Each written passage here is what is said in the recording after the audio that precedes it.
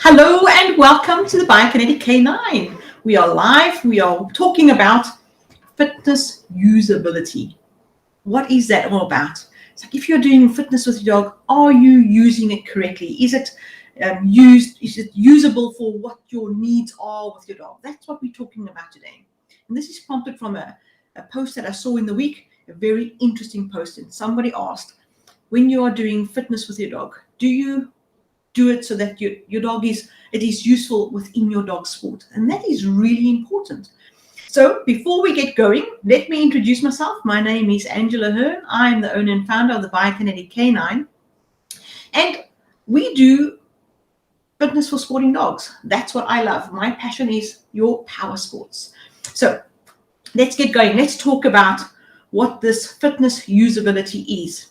And mainly, if you are here, let me know. Give me a thumbs up, say hello, and let me know where you are watching from. That's always so interesting for me. So let me go. What are you doing with your fitness exercises, if you are doing them at all? So we're talking about exercises to keep your dog fit, or exercises to actually enhance your sport or the work that you're doing with your dogs. Bob, hello, welcome. Anita, hi, good evening. Then we see here, what is the use value of an exercise? This is quite interesting because in dealing with the people that are working with their dogs with sport, I came across an interesting sentence that one of the people said. And they actually said that they always just did the exercises. They didn't know why they were doing it and what for, but they just did it. So do you understand why you are doing an exercise? Do you know how that exercise affects your dog? Or how that exercise affects your sport? Is it geared towards the sport that you're doing with your dog? Or are you just doing it for the sake of doing it because you saw it there, so, let me do it. So this is interesting for me because when I first looked at fitness exercises, Kay, hi, thank you for joining. So when I first started doing exercises and I saw some of the exercises that they had to do with their dogs, and one was a sit and the other one was a down, I thought, oh, well, that's really not all that. I do it all the time in my training. I do IGP training. I love the sport. I love the dogs involved in the sport. I like to watch the dogs' bodies move. And so then you just glance over it. So I must do some downs. I must do some sits. Okay, fine, no problem. I do that all the time when I practice my heel work in any case. But do you understand what is involved when you're asking your dog to do a down as a fitness or conditioning exercise? It's completely different to asking your dog to lie down, or to lie down at the dog club where the trainer's saying, oh, down your dog, and there you go. It's completely different because you're looking at the muscles being engaged. You are doing an exercise to engage a muscle, to provide that muscle with a stimulus so that the dog knows how to use those muscles when you're doing it for your sport. So do you know the use value of an exercise? What is the value of that exercise in how you use it in your sport when you do it in your conditioning? And this is it's a fine line, and it's something that us humans have to really wrap our brains around, because a sit is not just a sit and a down is not just a down when you're doing fitness and conditioning. And if you can understand that, and you only understand that if you can see how the dog's body is moving, and somebody tells you, watch these muscles. We are working those muscles in the shoulders, those muscles in the legs. We're working the muscles across the core when you do this exercise, because you can see if the dog doesn't do it in this way, those muscles are not being engaged. If your dog doesn't do the exercise in a particular way, the wrong muscles get engaged, or some muscles don't get engaged, and you're missing that muscle enhancement opportunity in the movement of an exercise. And that's why you must see the value of the exercise to appreciate what you should be getting out of it. And if you understand what you're getting out of the exercise, you can see it in your dog. Then you can see it. So when you are doing fitness and conditioning exercises, they must be able to provide you with a number of things in order for you to appreciate what you're doing with your dog. So number one, your exercises must provide you with some increased success. And what are we talking about that? If you know about what you're doing in your exercise, how those muscles are to be engaged, and you get your dog to actually do the exercise in a way where they are engaging those muscles, your successes are automatically increased, because your dog is not just downing, he's not just going halfway and then plopping down. He's using his muscles and control to lower that body in a controlled fashion, and all those muscles are being engaged. Not only are all those muscles being engaged, but those stabilizers around the joints are becoming stronger and holding that dog together. The tendons are becoming stronger as you work through the exercises that you think, if anybody had to watch, they think like, oh, really? What are you doing? That looks so basic. It may look basic, but do it. Just do it. So there's many times, and I am one of those. So if you guys have done this, no judgment from me, because I did it. You read it and you intuitively think it through, and you go, oh yeah, no, I understand that. And then you go on to the next exercise without trying it on your dog. So try it on your dog, watch your dog, record your dog, watch those muscles work. And that video feedback is going to go, wow. And then you will understand the power behind a conditioning movement. So if you can understand the power of the muscles being engaged, you will understand the power of the movement and the exercise. And that is definitely going to increase your successes, because the right muscles are being engaged for the sport that you're doing. But now you must be careful. Each sport is different. If you've got a hunt, point, retrieve dog, and the movements that they do in that field, and how they hunt and how they flush out birds and how they have to stand and point, etc., it's very, very different to a dog that's doing IGP. Very, very different. So you must be able to look at your sport and see what's happening in your sport. How is that dog's body moving, and how is this exercise going to benefit the movements in that sport? That's how you are going to get your increased successes, because you're going to choose the right exercise to work on the correct muscles. But you're not only going to look at your sport, you're also going to actually look at your dog. Is your dog really straight angled in the front, or really straight angled at the back, or over angled at the back? Those things provide you with key insight and key, how can I say, secrets about how you approach an exercise. Because the angulation of your dog's shoulders and back legs give you keys to certain strengths and weaknesses within your dog. And then you would have to concentrate on various exercises more particularly than generally, because you want to strengthen a area. If your dog is really straight in the front, in the shoulders, that means they're not going to have as much muscle mass as a more angulated shoulder, because those angles are too straight for enough muscle to be there. And so you really have to work on the shoulders to make them strong, to absorb the shock absorption of their landings every time they land. So the keys around what your dog looks like and how you do this sport increases how you do this sport, how you do those exercises in your condition. It increases the successes in your sport if you understand the value behind the exercise. Kay, you saying slow motion video really shows the movement and muscle use. Yes, let me put this up. 100%.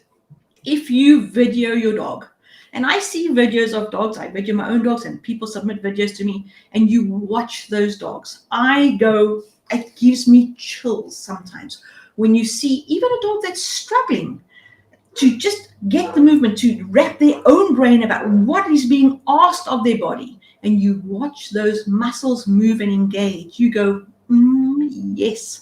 And you appreciate the effort of the dog doing the exercise. And that for me automatically increases my success, because I am able to see and I'm able to admire my dog's body now in a different light altogether.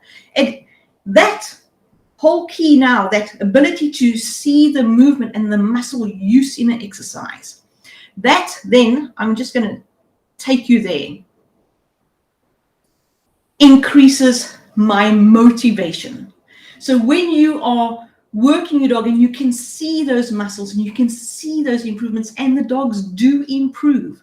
We all start off and it looks like a hot mess, because either in your training, you training under drive and everything so fast, and now in conditioning, you got to be particular, slow and steady and controlled, and you watch the muscles.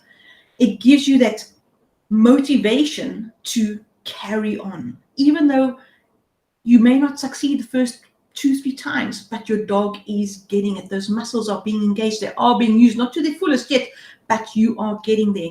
Watch the videos and watch your dog's body shape change. I have seen it in the dogs. And that is, it gives me the motivation to continue, not only in my conditioning, but even in my sport.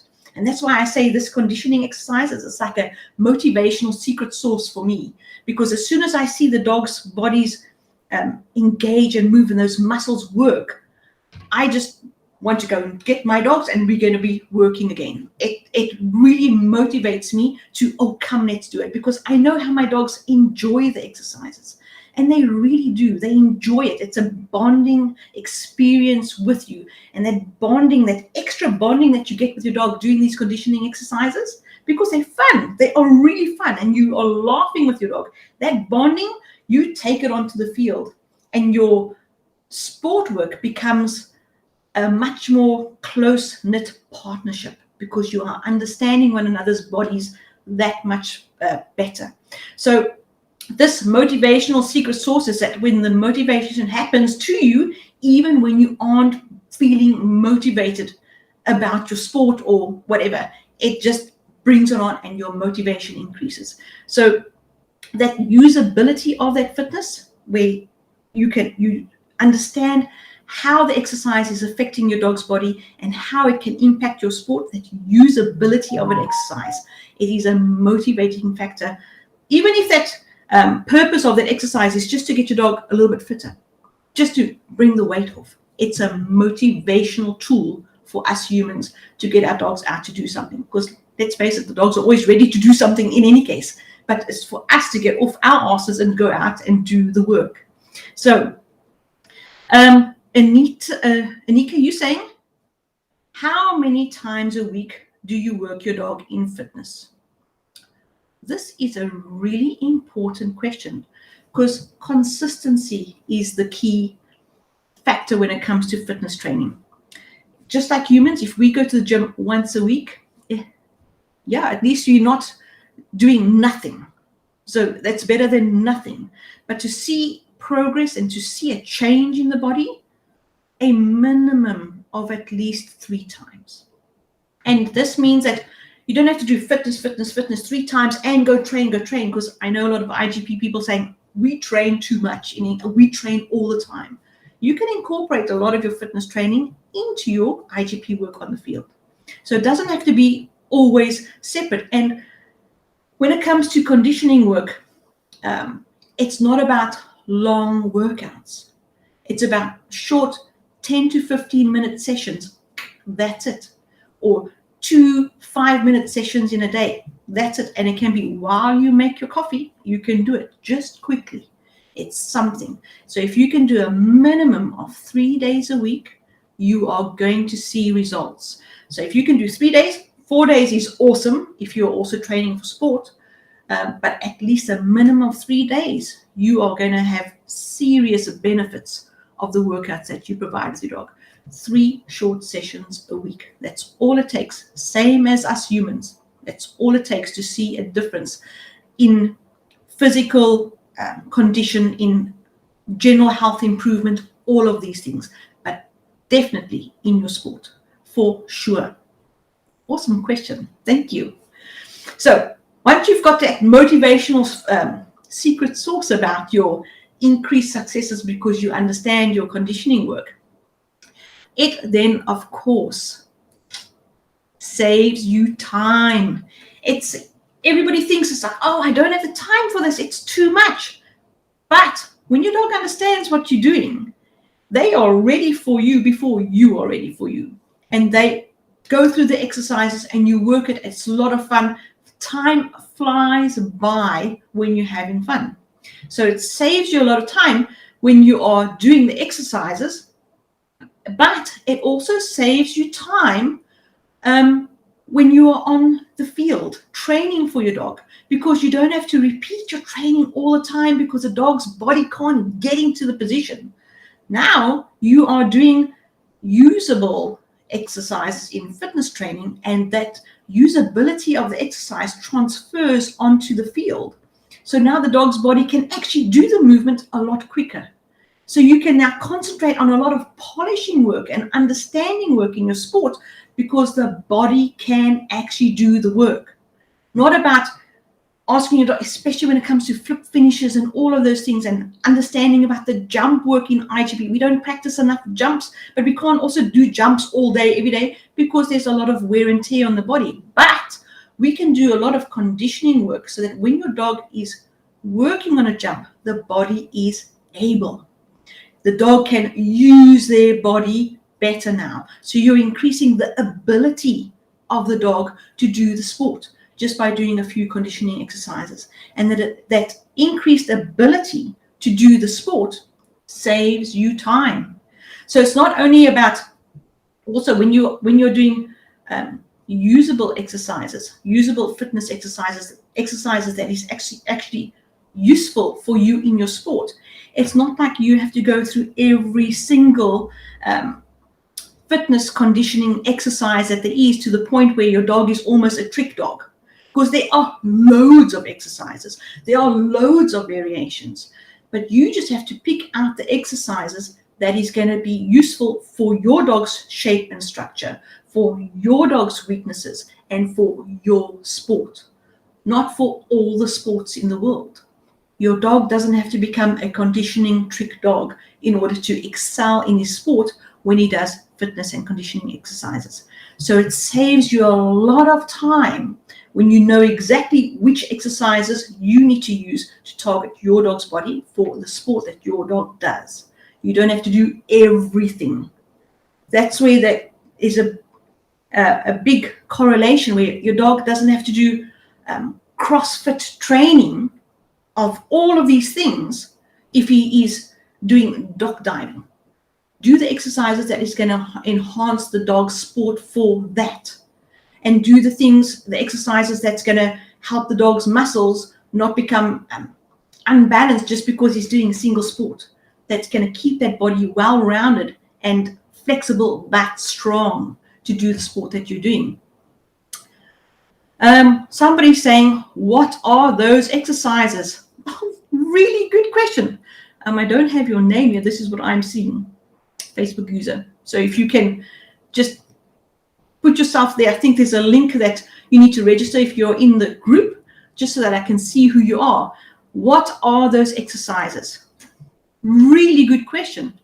Those exercises will depend on the sport that you're doing and your dog's structure. There are baseline exercises that I would say most sports need to do. And from those baseline exercises, you build and you target the areas for your dog. That is the best about these exercises. And then somebody goes, oh, how about pet dogs? Yes, absolutely. What about the pet dogs? This is just as useful for them as it is for any athlete. Just like it's just as useful for anybody that a normal human being goes and does some exercises. It's just as useful, especially in today's world. We have been sitting around too much. Our dogs have learned to lounge. They are the couch kings now, and they're not as active as what they can be. A dog is a natural cardio being. They naturally go around, walk around, etc. And they're not able to do that as freely as what they used to, because our world has evolved. Our world has become a little bit more luxurious, and fitness is something that we actually have to go out and do because we live a more sedentary life. And the same with our dogs. So your fitness and conditioning exercises will absolutely help your dogs. I've got a program that I do for humans, and it's a functional fitness thing. And some of the training is there's a small piece of high intensity training, because she says, if I need to quickly pick up my suitcase and I have to run to the next airport terminal because I'm late for my flight, I need to be able to do that. So she functions her exercises around her lifestyle. And her exercises have an increased usability within her lifestyle. The same that happens with our pet dogs or overweight dogs. You're going to do an exercise that is going to be useful for that dog's condition. If it's just a pet dog, it's a same awesome bonding experience for your dog. Absolutely. So now that you've saved time because you're not doing this big smorgasbord of exercises, and you can target things for your dog's body, whether they're pet or athlete, when you can target the exercises for the sport that you do or for the goal that you want to achieve with your dog, basic increased fitness, weight loss, or increased sport performance, you are now saving time. Somebody's saying, can you please give examples of exercises? Yes. There's the sit and the down. It doesn't help you if I just name some of the exercises. You need to know how to work those exercises. You need to see how the muscles are working. Some dogs can do awesome tuck sits, but they can't do a rock back sit. They need to be able to do various kinds of sits, and you need to see how those sits work. You need to have a good starting posture. So your starting point and how your dog looks, and your end point in how your dog looks in doing that exercise is of really huge importance, because then you'll know that you're targeting the correct muscles. You want to have control of that dog's movement of their body. So I can give you, there's lists of exercises everywhere, but it's not about the list of exercises. It's which exercise to use for your dog where you need it. So the lists are there, they're freely available. You can find them anywhere, but it's how you perform the movement that will give you that pop in the dog's body. That's the important part. And we all have to start somewhere. So we start with the basics. And if you can get that nice basic sit of how you can move the dog's legs and body in order to engage the prop hips, knees, and the back hocks, with working through the core, how the dog pushes forward to get the front shoulders to stand and hold. All of these things are really important when you're performing the exercise. So for me to tell you, do a sit exercise with your dog, it's going to give you some information, but the information is only half. It's not looking at your dog. What is your dog's sport? Why you need to concentrate on a rock back sit more than a tuck sit, or a tuck sit more than a rock back sit. All of these things play a huge role depending on the sport that you're doing. So that is the key about the exercises that you do, and then how you do those exercises. What are the platforms that you need to use? Where do you start? If you know these things, you will also then be able to, of course, reduce that injury risk. If your dog is doing sport, or if your dog is really active, they're just wild in their body, you can reduce that injury risk by targeting these areas of the dog's body. That's the key idea. You want to be able to perform in your sport. You want to do your sport to the maximum with your dog. You want your dog to be as fast as it can go. But in order for that dog to be really fast, it needs to have really strong muscles, not only to push off, launch, and to gather speed, but in order to control that speed, you need to have really strong muscles. So if you take a really fast car and you put on flimsy brakes and you apply those brakes, the car is still going to crash and burn. But if you've got really strong brakes, so the dog can actually slow down and turn properly, then you are going to be really strong muscles going forward. And you need to make sure that the weak areas of your dog's body is targeted for that strength so that you can actually enhance the performance of the dog. A lot of people will work on just making their dog faster.